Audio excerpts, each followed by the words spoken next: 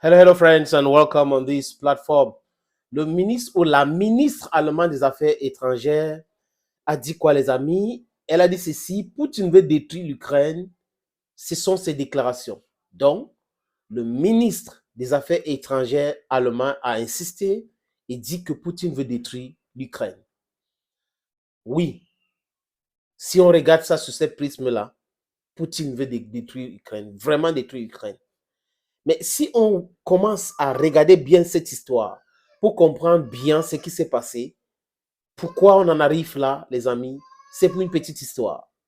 C'est qu'il y a eu un coup d'État fomenté, créé de toutes pièces par l'Occident et l'Union européenne. Ils ont maquillé dans ce qu'ils ont appelé la révolution de Maïdan.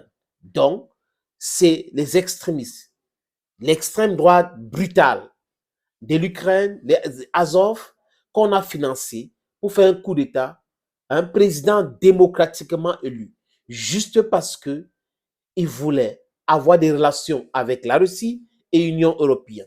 Et les Européens, pour fragiliser la Russie en utilisant l'Ukraine, ont refusé cela et ont créé des tensions dans ce pays.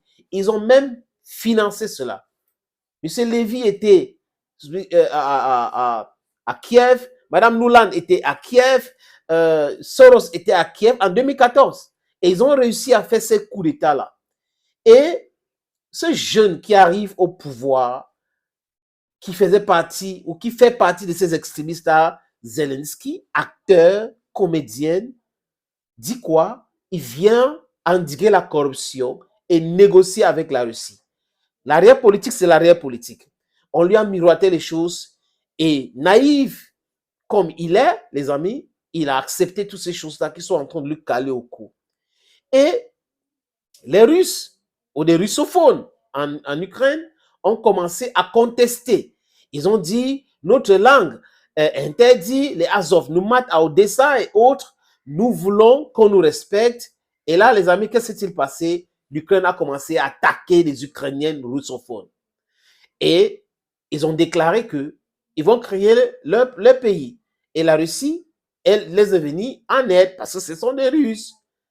Et là, les Européens interviennent dans cette situation. Je vous ai épargné la reprise de la Crimée par la Russie. Parce que comme vous dire, OK, comme ça, nous, on prend la Crimée qui nous appartient, parce que l'histoire récente de la Crimée montre par A plus B que c'est russe. Les amis, ils signent donc les accords de Minsk. François Hollande, de façon, je ne sais pas comment je vais qualifier, de façon amateur, a été piégé par un comique russe, les amis. Désolé. Il a avoué que oui, c'est comme ça. Ils ont signé les accords de Minsk, mais cet accord était pour bluffer et faire perdre le temps à la Russie. Angela Merkel aussi a confirmé cela. Je dis ça parce que c'est la ministre allemande des Affaires étrangères qui dit que Poutine veut détruire l'Ukraine. Pour que vous puissiez comprendre qui est à l'origine de la destruction de l'Ukraine. Et ils ont commencé à financer l'Ukraine, à donner les armes en Ukraine, à inciter l'Ukraine à provoquer la Russie. Et là, jusqu'à là, les amis, ça n'a pas encore marché. Poutine démarre l'opération spéciale pour effrayer les Ukrainiens, pour les pousser à négocier. Dès qu'il a démarré, Zelensky a donné son OK, tout le monde. Ils ont commencé à aller où, les amis? Ils ont allé à Minsk, après à Istanbul. Ils étaient prêts à signer un accord, les amis. Je répète, ils étaient prêts à signer un accord quand Boris Johnson est arrivé pour demander à Zelensky de ne pas signer, que les Européens, les Otaniens qui sont forts vont les aider à battre les Russes et à affaiblir la Russie. Oui. Et on lui a promis quoi? L'intégration au sein de l'Union européenne. Quelqu'un qui est anti-Europe, quelqu'un qui a menti pour que le Royaume-Uni quitte l'Union européenne, vient faire les promesses de l'Europe à Zelensky. Il ne comprenait pas cela. C'est monsieur qui dit que Corona a fait ceci, il ne faut pas faire les fêtes, mais lui-même au ministère, à Downing Street, organisait les fêtes. C'est pour ça qu'il a été balayé. Sunak bientôt va aussi partir parce que on est derrière lui actuellement du côté de l'Angleterre. On a vu Olaf Scholz, Emmanuel Macron qui ont fait le tour de Moscou et autres juste pour aller, ne n'attaquez pas. Parce que dans leur tête, ils croient qu'ils sont vraiment forts dans l'esprit politique. Ils vont aller calmer la Russie pour venir attaquer la Russie violemment. Il faut être tombap, comme on dit chez moi à Ekona. Il faut vraiment être tombap pour penser que l'Ukraine, même avec l'aide américaine, pouvait battre la Russie. Voilà donc des erreurs stratégiques que les gens ont commis. Et tout en pensant aussi que l'Occident collectif va décider et le monde entier va les suivre des sanctions, l'isolement de la Russie. Voilà les erreurs qu'ils ont commises. Et là, aujourd'hui, les amis sont en train de pleurer autrement. Ils n'ont pas des richesses sur leur sous-sol, ils achètent tout et ils ont même passé leur temps à coloniser et à spolier les ressources des autres pays. Et aujourd'hui, la réalité est tout autre chose. Ils sont en train de marcher partout dans le monde pour chercher les partenariats, tout en sachant qu'ils vont payer maintenant le prix fort du marché mondial. Et là, quelqu'un qui incite à la violence, qui incite à la provocation, se place pour dire que Poutine veut détruire l'Ukraine.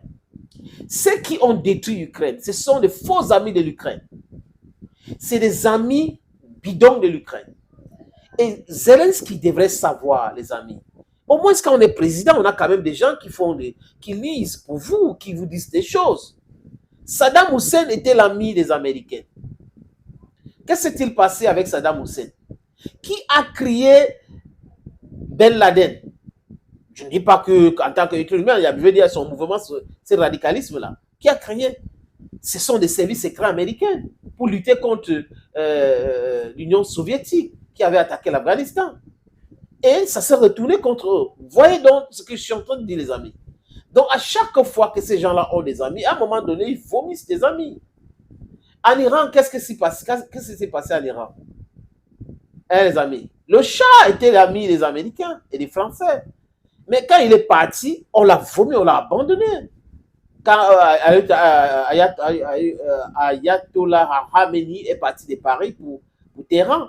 Donc, je dis ça pour présenter le fait que même les dirigeants dirigés d'Afrique qui pensent qu'ils sont amis avec la France, avec l'Europe et tout ça, ils sont en train de se tromper. La preuve vivante aujourd'hui, c'est Mohamed Bazoum.